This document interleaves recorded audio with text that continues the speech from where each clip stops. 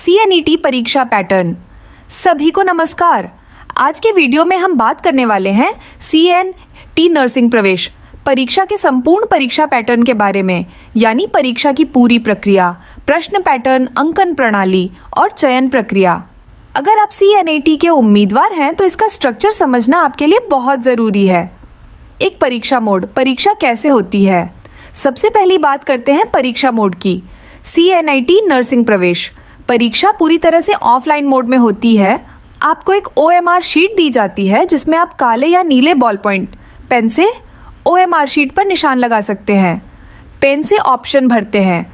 ये एक pen paper आधारित टेस्ट होता है। 2. कुल प्रश्न एवं अंक। कुल 100 बहुविकल्पीय प्रश्न पूछे जाते हैं। हर प्रश्न में 4 विकल्प होते हैं, A, B, C, D। सबसे महत्वपूर्ण, हर सही उत्तर का 1 अंक मिलता है। 3. Negative marking. CNET में नेगेटिव मार्किंग नहीं होती, यानी गलत जवाब पर कोई मार्क्स कट नहीं होता। इसका मतलब है सभी प्रश्नों का प्रयास करें। 4. समय अवधि। परीक्षा की अवधि होती है 2 घंटे, यानी 120 मिनट।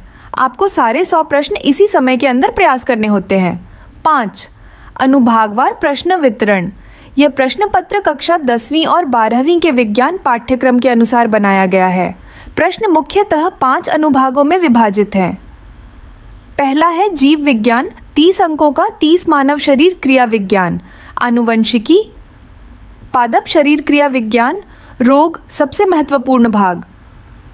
दूसरा है रसायन विज्ञान, 20 अंकों का अम्लक्षार, कार्बनिक पदार्थ, आवर्त सारणी, अभिक्रियाएं।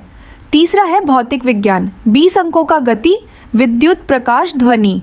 चौथा है सामान्य ज्ञान, 20 अंकों का स्वास्थ्य, नर्सिंग, खेल, समसामयिक विषय। पांचवा है अंग्रेजी, 10 अंकों का व्याकरण, बोध, शब्दावली, छह। OMR भरने के नियम। परीक्षा में OMR शीट को बहुत ध्यान से भरना होता है। सर्कल को पूरी तरह से भर दें। ओवर राइटिंग ना करें। पेन को लिफ्ट किया हुआ रखें। प्रश्न संख्या का मिलान करना बहुत ज़रूरी है। OMR शीट गलत भरने पर पेपर चेक नहीं होता, इसलिए बहुत सावधानी से भरें। 7. चयन प्रक्रिया। CNET में मेरा चयन पूरी तरह से योग्यता के आधार पर होता है। चरण 1, लिखित परीक्षा स्कोर।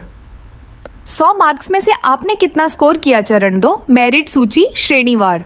मेरिट सूची बनाई जाती है UR, OBC, EWS, SC, ST। चरण 3, परामर्श प्रक्रिया। ऑनलाइन काउंसलिंग होती है जिसमें आप अपनी सीट और कॉलेज चुनते हैं। चरण 4, दस्तावेज सत्यापन।